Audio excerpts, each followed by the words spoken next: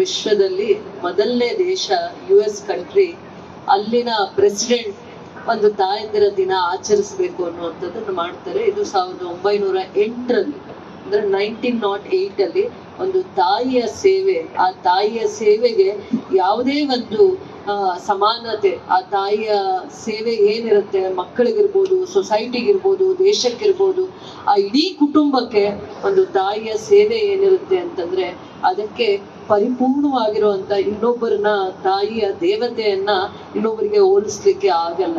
ಅದಕ್ಕೆ ತಾಯಿಯ ದಿನ, ಟೀಚರ್ಸ್ ಡೇ ಇದೆ, ಚಿಲ್ಡ್ರನ್ಸ್ ಡೇ ಇದೆ, ಎಲ್ಲಾ ತರ ದಿನ ಇದೆ. ಆದ್ರೆ ತಾಯಂದಿರ ದಿನ ಯಾವತ್ತಿಂದ ಬಂತು, ಯಾವತ್ತಿಂದ ಆಚರಣೆ ಮಾಡ್ತಾ ಇದೀವಿ ಅನ್ನುವಂಥದ್ದನ್ನ ತಿಳ್ಕೋಬೇಕು. ಅದು ನಮ್ಮ ದೇಶದಲ್ಲಿ ಇತ್ತೀಚಿನ ದಿನಗಳಲ್ಲಿ ತಾಯಿಯಂದರಿಗೂ ಕೂಡ ಇಂಥದ್ದೊಂದು ದಿನ ಸೆಲಿಬ್ರೇಷನ್ಸ್ ಅಂತ ತಾಯಿ ಕೇಳಲ್ಲ. ತಾಯಿ ತನ್ನ ಮಕ್ಕಳ ಗೌರವ ಕೊಟ್ರೆ ಸಾಕು ಅಂತ ಆಸೆ ಪಡ್ತಾಳೆ. ತಾಯಿ ತನ್ನ ಮಕ್ಕಳನ್ನೇ ಆಸ್ತಿಯಾಗಿ ನೋಡ್ತಾ ಇರ್ತಾಳೆ. ಬೇರೆ ಯಾವುದೇ ಆಸ್ತಿ ಬಗ್ಗೆ ತಾಯಿಗೆ ವ್ಯಾಮೋಹ ಇರಲ್ಲ. ಅದರಿಂದ ಇವತ್ತು ನಾನು ತುಂಬ ಹೃದಯದಿಂದ ಎಲ್ಲ ತಾಯಂದಿರಿಗೂ ಹೃದಯ ತುಂಬಿ ನಾನು ನಮಿಸ್ತಾ ಇದ್ದೀನಿ. ತನ್ನ ಮಕ್ಕಳಿಗೆ ಉತ್ತಮವಾದ ಭವಿಷ್ಯವನ್ನ ಕೊಡ್ಲಿಕ್ಕೆ ತಾಯಿಯೇ ಮೊದಲ ಗುರು ಆಗಿರ್ತಾಳೆ. ತಾಯಿಯೇ ತನ್ನ ಮನೆಯಲ್ಲಿ ಸಂಸ್ಕಾರವನ್ನ ಕೊಡ್ತಾಳೆ. ಅದಕ್ಕೆ ಆ ತಾಯಂದಿರು ಇವತ್ತು ಬಂದಿದ್ದಾರೆ ತನ್ನ ಮಕ್ಕಳನ್ನ ಕರ್ಕೊಂಡು. ಮುಂದೆ ಭವಿಷ್ಯದಲ್ಲಿ ಆ ತಾಯಿ ತನ್ನ ಸಂಸ್ಕಾರವನ್ನ ಕೊಟ್ಟು, ಆ ಮಕ್ಕಳನ್ನ ಉತ್ತೇಜನವನ್ನ ಕೊಟ್ಟು, ತನ್ನ ಪರಿಶ್ರಮದಿಂದ ಮುಂದೆ ಆ ಮಗುವನ್ನ ಏನಾದ್ರೂ ಸಾಧಿಸ್ಲಿಕ್ಕೆ ಪ್ರೋತ್ಸಾಹ ಕೊಡ್ಬೋದು. ಆ ತಾಯಿಗೆ ನಮಿಸುವಂತ ದಿನ ಇವತ್ತು. ವಿಶ್ವ ತಾಯಂದಿರ ದಿನ, ವರ್ಲ್ಡ್ಸ್ ಮದರ್ ಡೇ. ಏನಿವತ್ತು ವಿಶೇಷ ಅಂದ್ರೆ ತಾಯಂದಿರಿಗೆ ಗೌರವಿಸುವಂತ ದಿನ. ಎಷ್ಟು ಪ್ರಪಂಚದಲ್ಲಿ US country, Canada, Australia, UK, ಈ ತರ ಎಲ್ಲ ಯುನೈಟೆಡ್ ನೇಷನ್ಸ್, ಈ ಎಲ್ಲ ಕಂಟ್ರೀಸ್ ಅಲ್ಲೂ ಕೂಡ ತಾಯಿಯ ನಿಸ್ವಾರ್ಥ ಸೇವೆಯನ್ನ ಗುರುತಿಸುವಂತ ದಿನ ಇದಾಗ್ಬೇಕು ಅಂತ ವಿಶ್ವ ತಾಯಂದಿರ ದಿನ ಅಂತ ಇವತ್ತನ್ನ ಸೆಲೆಬ್ರೇಟ್ ಮಾಡ್ತಾರೆ. ಇವತ್ತು ಬಂದಿರುವಂತ ಎಲ್ಲಾ ತಾಯಂದಿರು ಕೂಡ ತುಂಬಾ ವಿಶೇಷತೆ.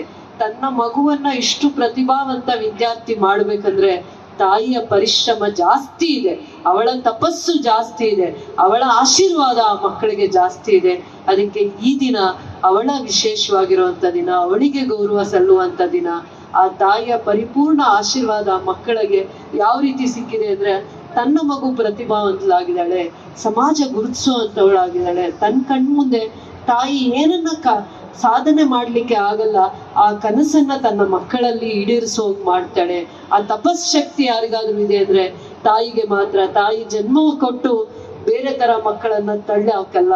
ತಾಯಿ ಜನ್ಮ ಕೊಟ್ಟು ಪ್ರತಿದಿನ ತಪಸ್ ಮಾಡ್ತಾಳೆ. ತನ್ನ ಕುಟುಂಬದವ್ರಿಗೆ, ತನ್ನ ಮಕ್ಕಳಿಗೆ ಉತ್ತಮವಾಗಿರುವಂತ ಭವಿಷ್ಯ ಕೊಡ್ಬೇಕು ಅಂತ ತನ್ನನ್ನೇ ಧಾರೆ ಎರಿತಾಳೆ. ಯಾವ ಸೇವೆಗೂ ಪ್ರತಿಫಲ ಕೇಳಲ್ಲ. ತಾಯಿ ಒಬ್ಬಳೇನೆ. ಯಾರಾದ್ರೂ ಆಚೆ ಕಡೆ ಕೆಲಸ ಮಾಡಿದ್ರೆ ನನ್ಗೆ ಎಷ್ಟು ಸಂಬಳ ಬರುತ್ತೆ ಅಂತ, ತಾಯಿ ಒಬ್ಬ ದೇವತೆ ಮಾತ್ರ ಎಷ್ಟು ಸೇವೆ ಮಾಡ್ತಾಳೆ ಬೆಳಗ್ಗೆಯಿಂದ ರಾತ್ರಿವರೆಗೂ. ಆ ತಾಯಿ ಯಾರೆಲ್ಲೂ ಕೂಡ ಪ್ರತಿಫಲ ಅಪೇಕ್ಷೆ ಇಲ್ಲದೆ ಇರುವಂತ ದೇವತೆ ಈ ಭೂಮಿ ಮೇಲೆ ಯಾರಾದ್ರೂ ಇದ್ದಾರೆ ಅಂದ್ರೆ ಅವರು ತಾಯಿ ಮಾತ್ರ ಅಂತ ನಾನು ಈ ವೇದಿಕೆ ಮುಖಾಂತರ ಗೌರವವಾಗಿ ಹೇಳ್ತೀನಿ. ಬೆಳಗ್ಗೆ ಎದ್ದ ಮೇಲೆ ಅವಳು ಮದ್ವೆ ಆಗೋವರೆಗೂ ಆ ತಾಯಿ ತಂದೆ ತಾಯಿ ಮನೆಯಲ್ಲಿ ಮುಗ್ಧೆ ಆಗಿ ಬೆಳೀತಾಳೆ. ತಂದೆ ತಾಯಿ ಮನೆ ದಾಟಿ ಬಂದಾದ್ಮೇಲೆ ತಂದೆ ತಾಯಿಗೆ ತೋರಿಸುವ ಗೌರವ ಹೇಗಂದ್ರೆ, ಎಲ್ಲಿ ಕೂಡ ನನ್ನ ತಂದೆ ತಾಯಿ, ನನ್ನ ಜೊತೆಲಿ ಹುಟ್ಟಿರೋ ಸೋದರರು ತಲೆ ಬಗ್ಗಿಸ್ಬಾರ್ದು, ಆ ರೀತಿ ನಾನು ಗೌರವವಾಗಿ ನಡ್ಕೋಬೇಕು ಅಂತ ಎಲ್ಲಾ ನೋವನ್ನ, ಅವಮಾನವನ್ನ ಮೌನವಾಗಿ ಸಹಿಸ್ಕೊಳ್ಳೋ ಅಂತ ತಾಯಿ ದೇವತೆ ಎಲ್ಲೂ ಸಿಗಲ್ಲ. ಭಾರತ ದೇಶದಲ್ಲಿ ಬಿಟ್ರೆ ಇನ್ನೆಲ್ಲೂ ಸಿಗಲ್ಲ ಅಂತ ನಾನು ಹೇಳಕ್ಕೆ ಇಷ್ಟಪಡ್ತೀನಿ. ಆ ತಾಯಿಗೆ ಆ ಸಂಸ್ಕಾರ ಆ ತಾಯಿಯಿಂದನೇ ಬಂದಿರುತ್ತೆ. ಅದಕ್ಕೆ ಆ ತಾಯಿ ದೇವತೆನ ಯಾರು ಕೂಡ, ಆ ತಾಯಿಯಷ್ಟು ಇನ್ಯಾರು ಪವಿತ್ರವಾಗಿರುವಂತ ಅವರು ಯಾರು ಇಲ್ಲ ಈ ಭೂಮಿ ಮೇಲೆ ಅಂತ ಹೇಳಕ್ ಇಷ್ಟಪಡ್ತೀನಿ. ಅವಳು ಯಾವತ್ತೂ ಕೂಡ ತಾನ್ ಚೆನ್ನಾಗಿರ್ಬೇಕು, ತಾನ್ ದುಡಿಬೇಕು, ತಾನು ಎಲ್ಲ ಕಷ್ಟಗಳಿಂದ ಹೊರಗಡೆ ಬರ್ಬೇಕು ಅಂತ ಯೋಚನೆ ಮಾಡಲ್ಲ. ತನ್ನ ಕುಟುಂಬನ ತನಗೆ ಗೌರವ ಕೊಡದೆ ಹೋಗ್ಲಿ, ಆ ಮನೇನ, ಮಕ್ಕಳನ್ನ, ತನ್ನ ಜೊತೆಯಲ್ಲಿರುವಂತವನ್ನ, ತನ್ನನ್ನ ಯಾವ ಮನೆಗೆ ಕೊಟ್ಟಿರ್ತಾರ ಆ ಮನೆ ಗೌರವನ್ನ, ಇಷ್ಟೆಲ್ಲ ಜವಾಬ್ದಾರಿಯನ್ನ ಆ ತಾಯಿ ತನ್ನ ತಲೆ ಮೇಲೆ ಹೊತ್ತು ಎಷ್ಟೆಲ್ಲ ನಿಭಾಯಿಸ್ತಾಳೆ ಆ ತಾಯಿ.